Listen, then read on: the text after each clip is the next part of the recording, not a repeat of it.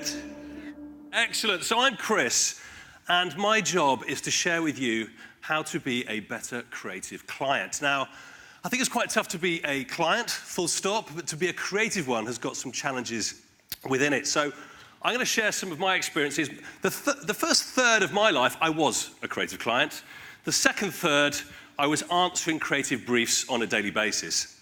And now, with the aid of my clicker, I now run a business called Upping Your Elvis.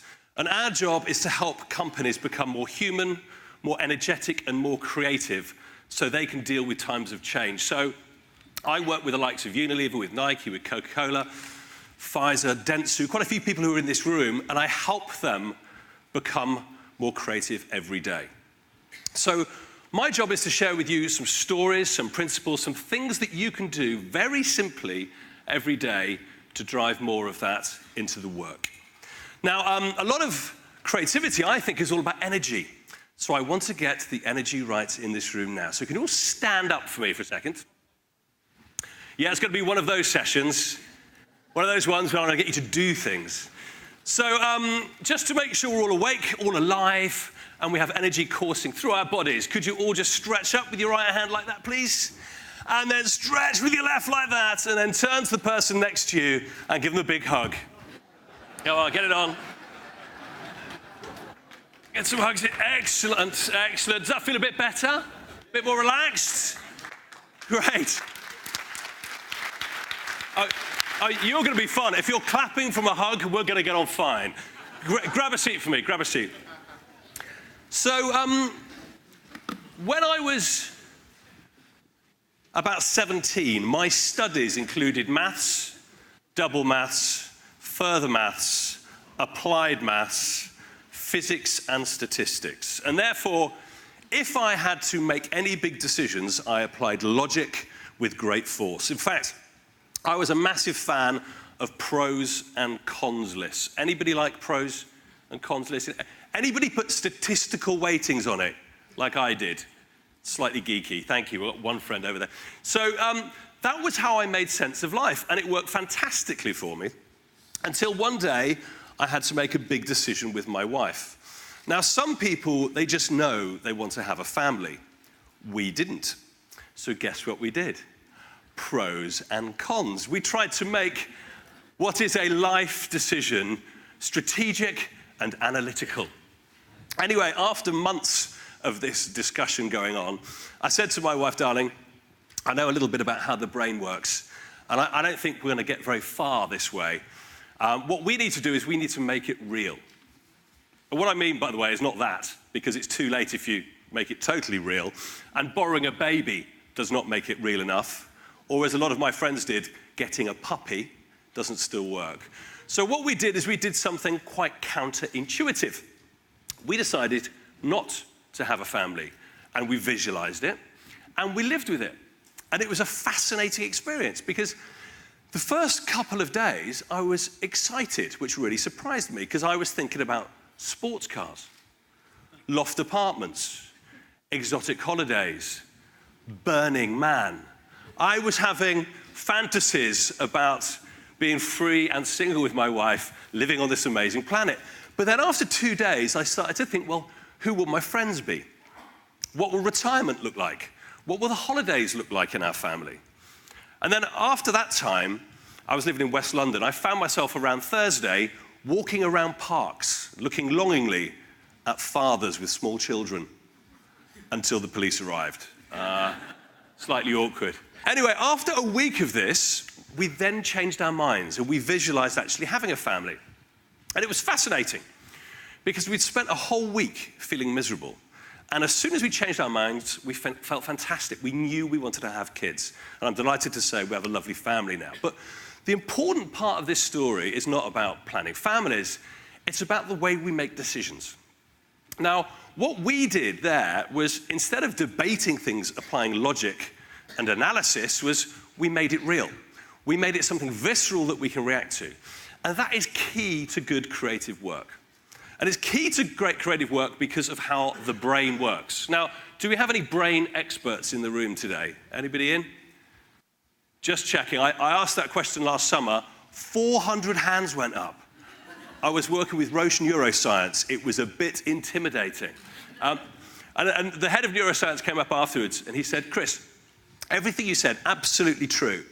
A bit simple, but absolutely true. So I'm going to explain my simple take on the brain. So you've all heard about conscious thinking versus subconscious. Now, our conscious brain is what we use when we're sitting at our desk thinking hard. It's what we use for analysis, for logic, and for rationale. It's the part of our brain that we use when we have those little conversations in our head. And if any of you are sitting there and going, I don't have voices in my head, that's the voice, okay? So we all process that way. Brilliant for getting things done, but very limited in our overall processing power. Now, nobody knows how much of our processing it is. Some people believe it's as little as 4 or maybe 5%. I've seen documentaries that say in the right situation, it could be as much as 15%. But what we do know is it's quite limited compared to our subconscious. Now, our subconscious has the capacity to remember every license plate we have ever driven past in our lives. And in fact, recent research suggests we may never forget an experience. It might be compressed and squashed and stored in a strange way, but it's all in there. And it constantly processes.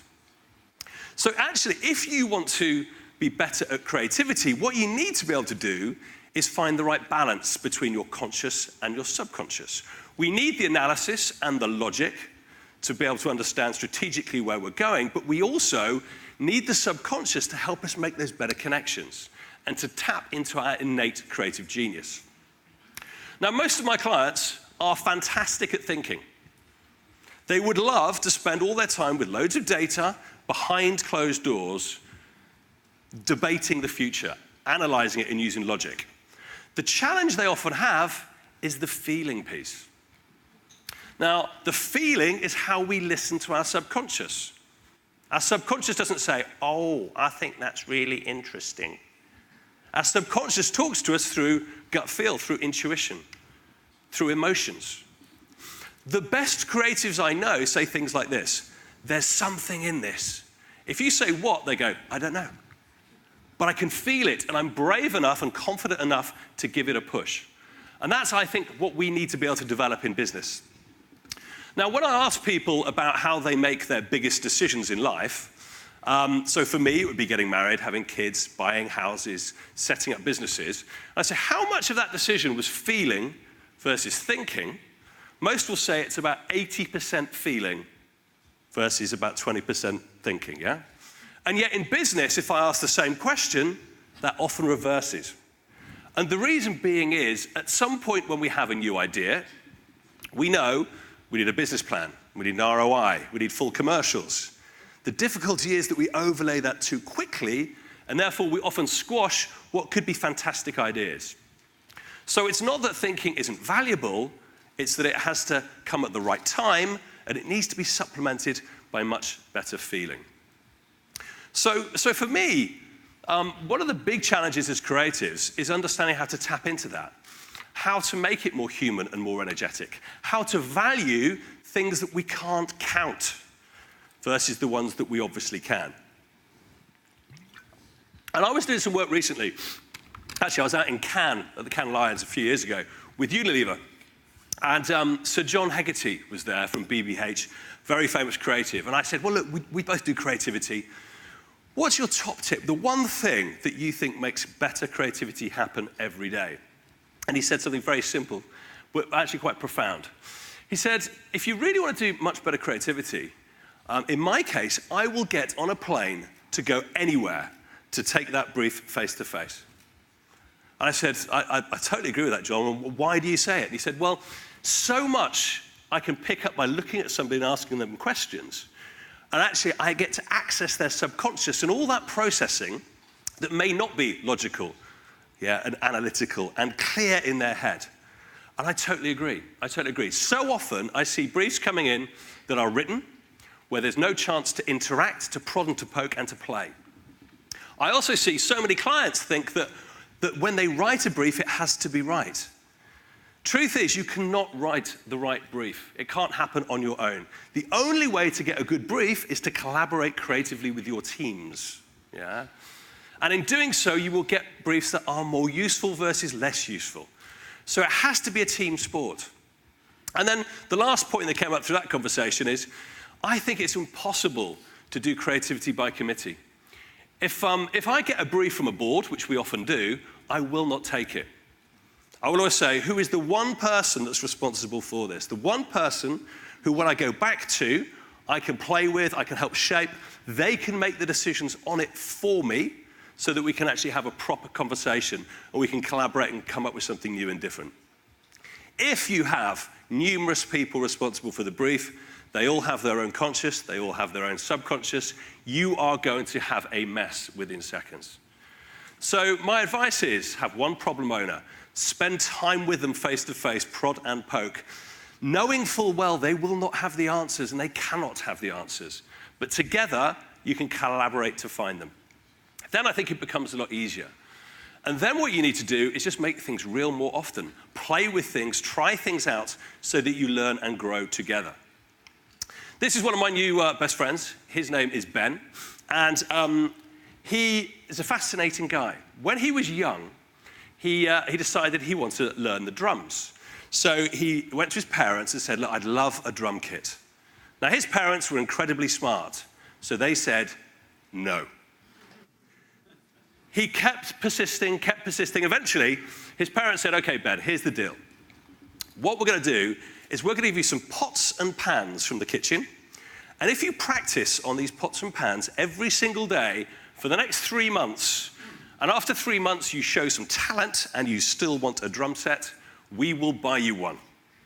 Now, Ben being Ben, 3 months' time, he'd actually showed some talent. He was more of a jazz percussionist. He got his drum set. But since then, he has totally believed in what he calls the pots and pans strategy, which is, how do I learn by doing something fast, simple, and cheap? Now, he was a graphic designer for many years, so when he used to come home at night, the last thing he wanted to do was look at a TV. So what he would do is he would try out hobbies, just to see which things got his passions going, which things got him excited. Now, after many, many tries at different hobbies, he decided he was going to make a knife, okay? And he made it by hand. It took him 50 hours, and he basically got this wonderful sharp blade. He got this beautiful handle on it, and he really enjoyed the process. So he made another knife, and then another knife. And then one day he was out with some friends, and one of his buddies had a mate staying with him who was a chef, and he said, I hear you make great knives. He said, yeah, I'll show you to them. So, to them, show you them. And he showed them the knives, and this chef was amazed. He said, these are some of the best knives I've ever seen. So he bought all of them from him. And that was the birth of block knives. Some of what I think are the best knives on the planet. Here are two that he made for me. He has a 3.5-year waiting list, okay, for these beautiful knives. And it all came from a pots and pans strategy.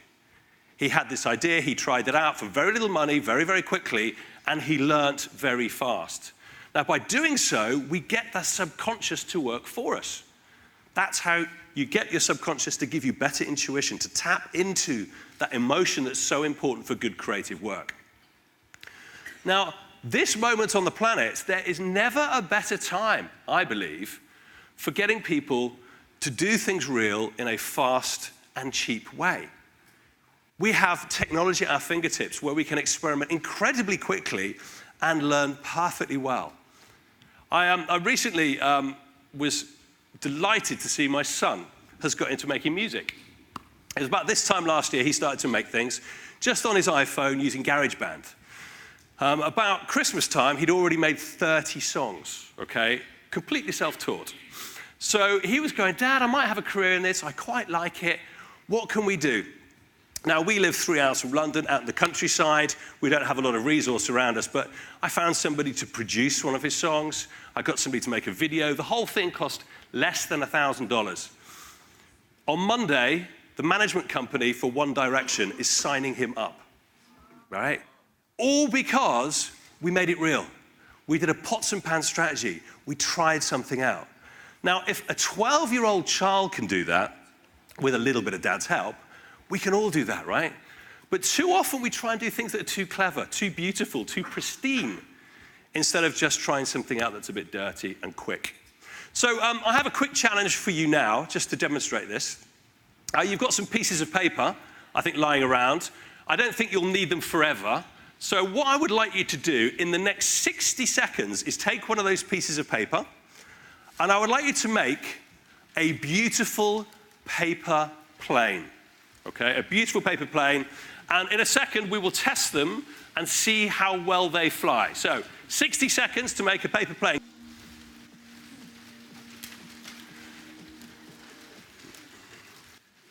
I can see some of you have done this before. You've already finished. That's amazing.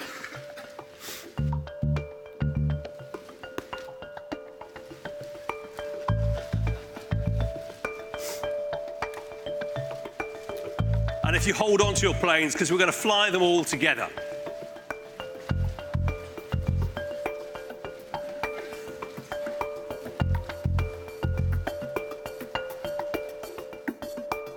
You've got about 10 seconds left. Just hold on to your planes.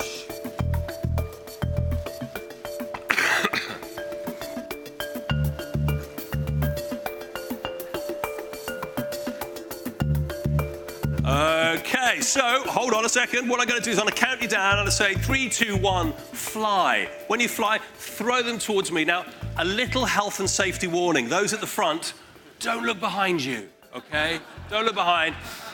Okay, 3, 2, 1, go! Whoa, look at that! What a beauty! Oh, ho, ho! You are good! I tell you what, you do this well in Tokyo. That's very impressive. Oh, ho, ho! Right from the back. Did you all enjoy that? I'm sure some of you would like to do that all day long. But quick question.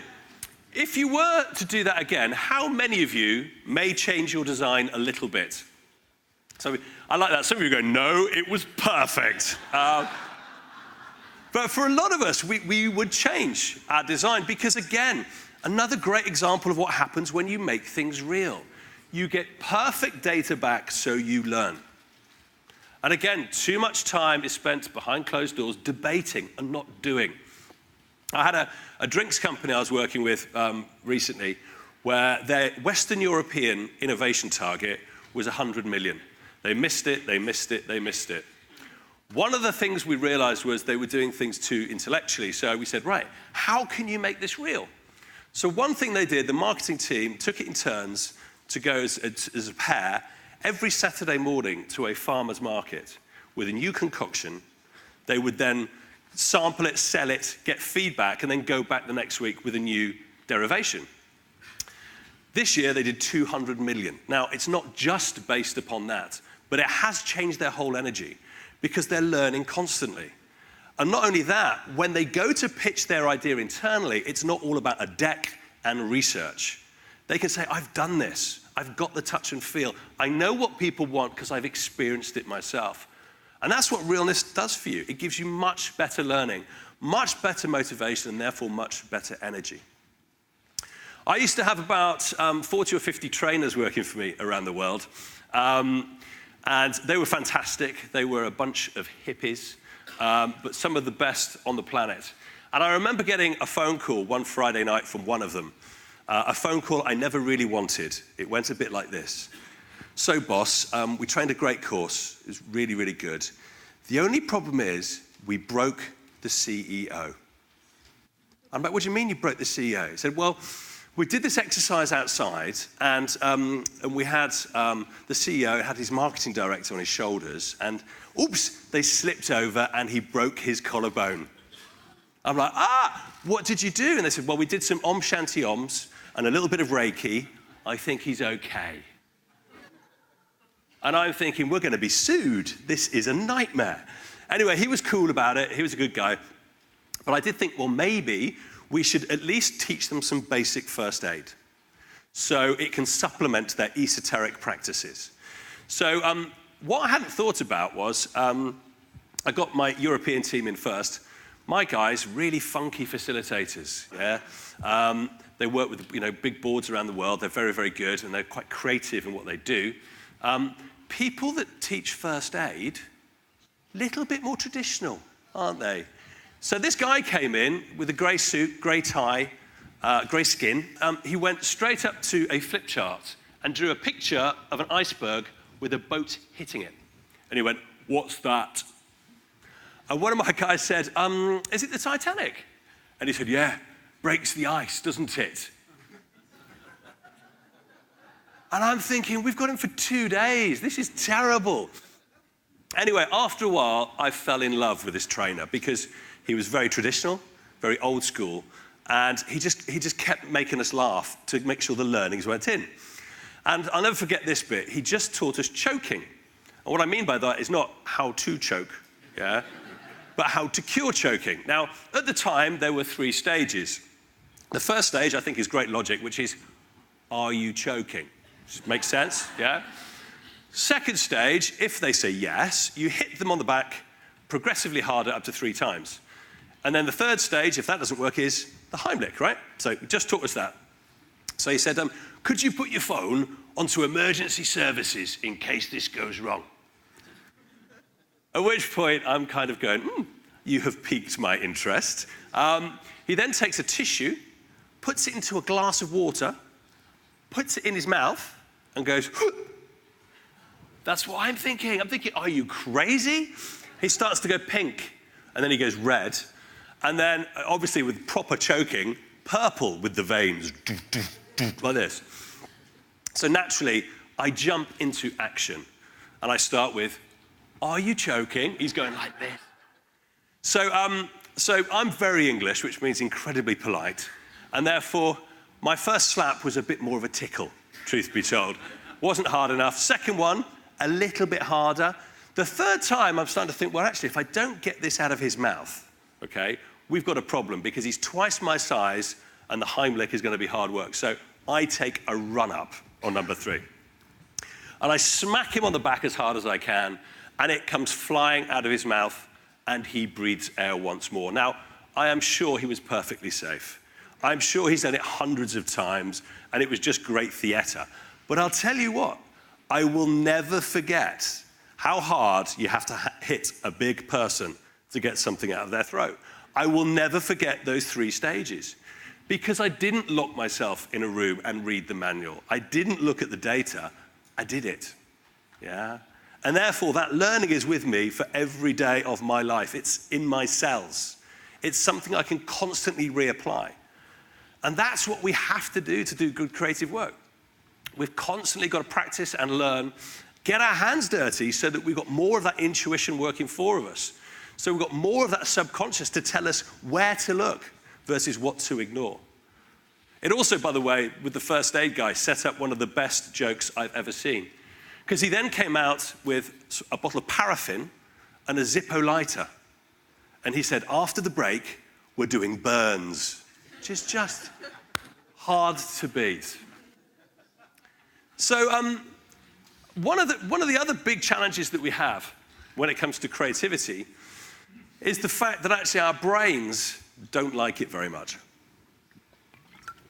So if we go back 50,000 years, when we were living in caves, our brains haven't developed by more than 10% since that day. Okay, so we're pretty much designed to be cavemen and cave women. Now, if we go back 50,000 years, the number 1 priority on our list, the number 1 priority, was survival. Okay, so what we've developed is a fantastic survival mechanism. If I see over there in the bushes something moving, I assume it's a Tyrannosaurus Rex that's going to kill me, okay? Now, if it's my friend Bob coming back from a hunting party, 9 times out of 10, it doesn't matter. Because the one time it's dangerous, if I react quickly, chances are I will survive. And I only need to react a little bit quicker than the person next to me, and things are good. Therefore, what we have developed is what we would call a hair trigger on a negativity bias, i.e., if we see something out there that could be dangerous, we assume it is. Now, that was brilliant 50,000 years ago. The problem is that today we have exactly the same thing going on in our head. Therefore, we react in a negative way to anything that we perceive to be dangerous. Now, There are no dinosaurs anymore. So what we perceive to be dangerous is anything new, anything different, any type of change, creativity. So we are hardwired to look at any new idea and go, danger, and therefore react to it as if it could kill us. Yeah? And that's one of our problems. That's something we need to overcome. It doesn't matter how long you've done creativity. I've been doing it for 30 years. I cannot help when I first see an idea go, that's rubbish. I cannot help it. But what I've learned to do is to not verbalize that. I have learned to notice the negativity and then use that for stimulus to help me make that idea better. And that's what we need to do as creative leaders. You know, there are some leaders, when they walk in the room, the very hope disappears. You know these people? And then there are other ones who can turn a trauma into a party. I know which one I want to work with. I want to work with the latter. Now, I am not suggesting that we have rose-tinted spectacles, but I am suggesting once we've worked out what the brief is and what we're trying to fix, we then become positive on how we do it. Otherwise, we will always find reasons for it not to work. So positivity is a key component of us actually being able to drive new and different work. Now, when I was coming up with ideas for my company, Upping Your Elvis was inspired by Bono. So when Bono goes into companies trying to raise money for third world debt, he asks what I think is a fantastic question. He asks, who's Elvis around here? Now, every time you ask that question, people can answer it.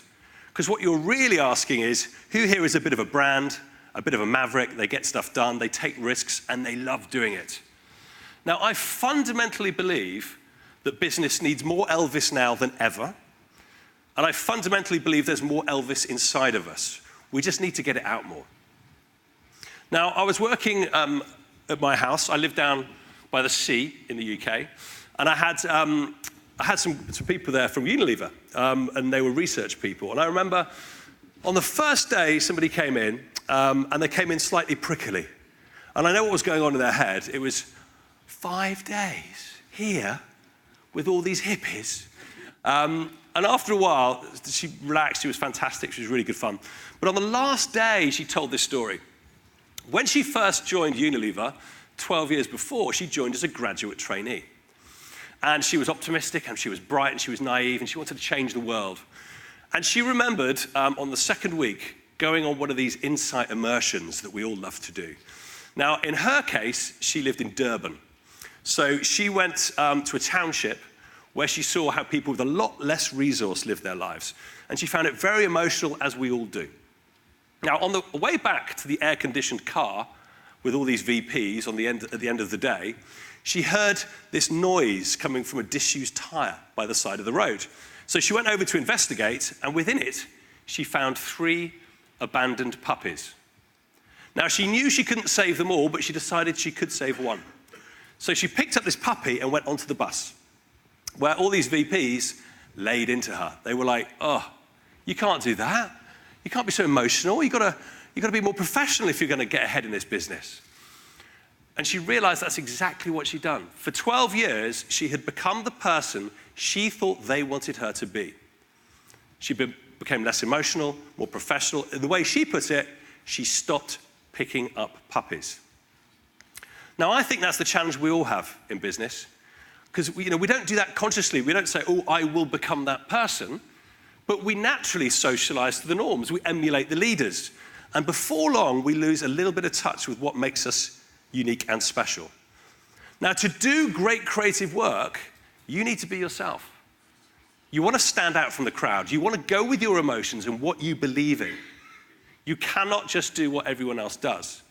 Now, the great news is we can all get back to it, but we need to spend a bit more time stretching ourselves creatively and learning how to access that subconscious. So just as a final stretch for the day, I've got a little challenge for you. Before you came in today, I put a Post-it note under one of your chairs. Now, don't look yet, okay? But on that Post-it note, it says Kiki, because whoever is sitting on it is going to come up here with me and sing a duet, okay? So I'm gonna be Elton John, and I'm gonna go, well, don't go breaking my heart. And you're gonna be Kiki, so you're gonna go, I can if I try. Okay? Now, because you're all senior leaders, I don't expect anybody to come up here and go, I can if I try. I want dance moves, I want energy.